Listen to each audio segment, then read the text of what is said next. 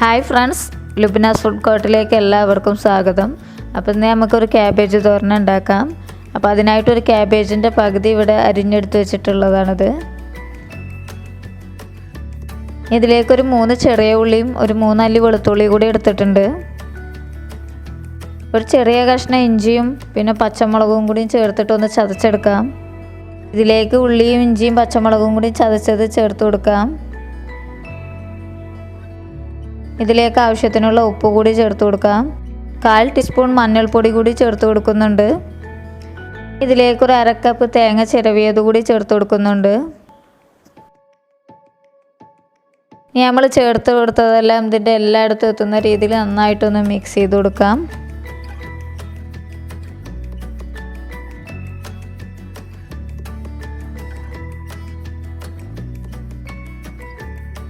അപ്പോൾ അത് നന്നായി മിക്സ് ചെയ്തെടുത്തിട്ടുണ്ട്. മൺചട്ടി സ്റ്റൗവിൽ വെച്ച് കൊടുത്തിട്ടുണ്ട്. ഇനി അതിലേക്ക് വെളിച്ചെണ്ണ ഒഴിച്ചു കൊടുക്കാം.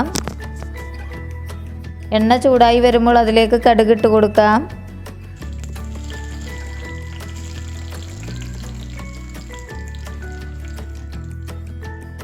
കടുക് പൊട്ടിയതിന് ശേഷം വറ്റൽമുളകും കറിവേപ്പിലയും കൂടി ചേർത്ത് കൊടുക്കാം.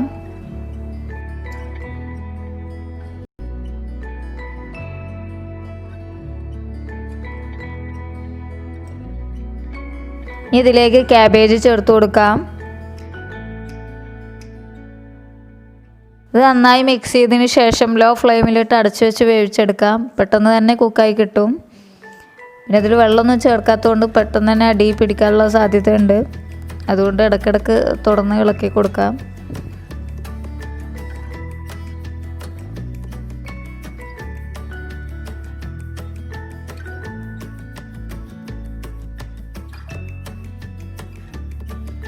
ഇതൊന്ന് തുറന്നിട്ട് നന്നായിട്ടൊന്ന് മിക്സ് ചെയ്ത് കൊടുക്കാം.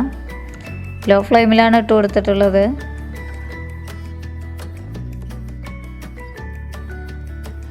പെട്ടെന്ന് തന്നെ ഉണ്ടാക്കിയെടുക്കാൻ പറ്റുന്ന നമ്മുടെ ക്യാബേജ് തോരൻ ഇവിടെ റെഡി ആയിട്ടുണ്ട്.